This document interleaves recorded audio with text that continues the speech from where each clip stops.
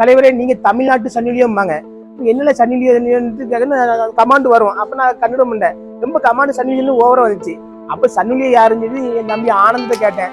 அவன் சார் படத்தை நாங்க என்ன பேசுறதுன்னா அதுல வந்து நம்மள வந்து ஒரு நல்ல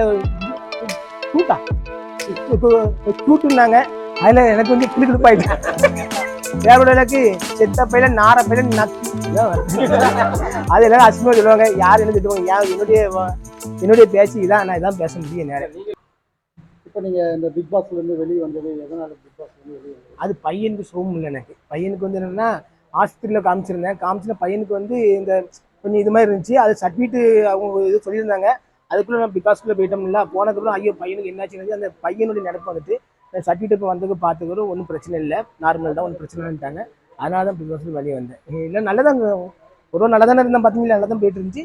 இந்த இடையில இந்த பையன் நடப்பு வந்தோன்னா கொஞ்சம் இதாகிட்டு நம்மளுக்கு. இப்போ எவ்வளோ படத்தில் நடிச்சிருக்கீங்க? எவ்வளோ படம்? இப்போ வந்து ஒரு 5-6 படம் நடிச்சுட்டு இருக்கேன். ஒரு 2-3 படம் முடிஞ்சிட்டு இன்னொரு படம் இன்னும் போயிட்டு இருக்கு. கண்டிப்பாக பிக் பாஸ் எக்ஸ்பீரியன்ஸ் எப்படி? பிக் பாஸ் நல்லா இருந்துச்சு. நல்லா ஜாலியாக இருந்துச்சு.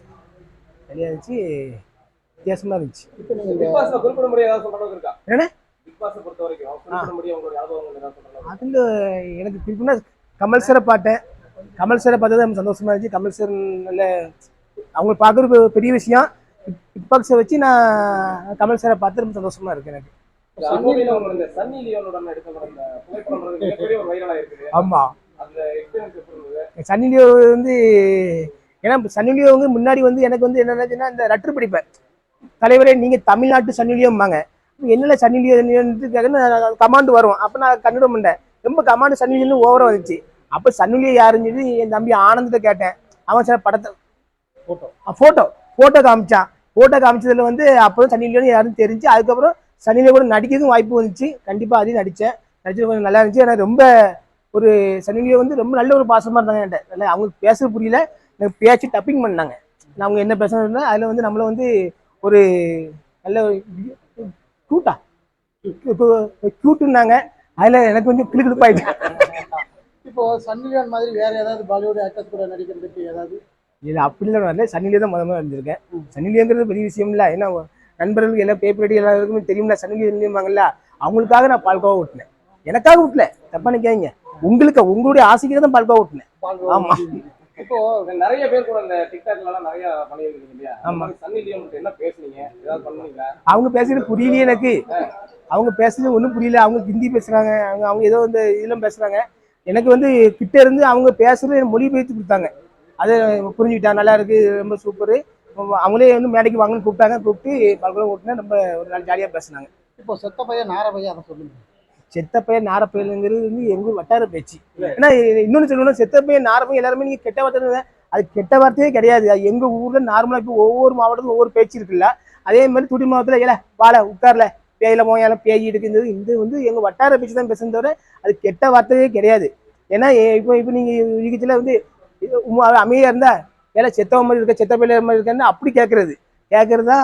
அது அசிங்கமான வார்த்தை கிடையாது. கண்டிப்பா இப்போ பிக் பாஸ் முடிஞ்சதுக்கு அப்புறம் உங்களுக்கு பப்ளிக்ல எப்படி ரெஸ்பான்ஸ் இருக்கு? நீங்க முன்னாடி டிக்டாக் இருந்து ஒரு ப்ராப்ளமா இருக்கா? இன்னொரு பிக் பாஸ் முடிஞ்சதுக்கு அப்புறம் உங்களுக்கு என்ன ரெஸ்பான்ஸ்? இந்த பிக் பாஸ்க்கு அப்புறம் கொஞ்சம் நல்லதா இருக்கு. இந்த பிக் பாஸ் முன்னாடி நம்மளுக்கு எல்லாரும் கொஞ்சம் அன்பா இருந்தாங்க, நல்லா தான் இருக்கு. எனக்கு வந்து எல்லாரும் போட்டோ எடுக்க வராங்க. அது எனக்கு எப்போ மூல மாதிரி தான் இருந்துச்சு எனக்கு.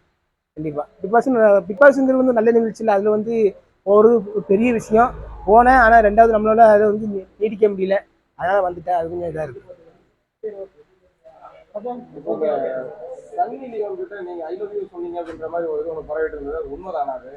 ஐலோபியங்கிறது வந்து கெட்ட வார்த்தை கிடையாது. ஐலோபியங்கிறது வந்து அன்பை பகிர்றது தான். இப்போ உங்களுக்கு ஐலோபியம் சொல்லுவேன், அண்ணே ஐலோபியனே சொல்லுவேன். ஐலோபியங்கிறது அன்பு வார்த்தை தான். அதை வந்து நம்ம நல்ல வார்த்தையும் எடுக்கலாம், கெட்ட வார்த்தையும் எடுக்கலாம். அது வந்து வேற மாதிரி. நான் இப்போ எல்லாரும் ஐலோபியூ ரொம்ப பிக் பாக்ஸ்க்கே ஐலோபியூ சொன்னேன். நான் ஐலோபியூ பிக் பாக்ஸ். அது வேற டைலாக்கு செத்த பையில நார பையில நக்கு இதான் வருது. அது எல்லாரும் அசிங்கமா சொல்லுவாங்க. யார் என்ன திட்டுவாங்க? என்னுடைய பேச்சு இதான். நான் இதான் பேச முடியும். நேரம் அவங்க கூட்டுனாங்க. கூட்டுனா ரொம்ப அது ரொம்ப ரொம்ப என்ன அழகாரிங்க அர்த்தமா சொன்னாங்க. அது எனக்கு கொஞ்சம் கிளுப்பாயிட்டு. ரைட்.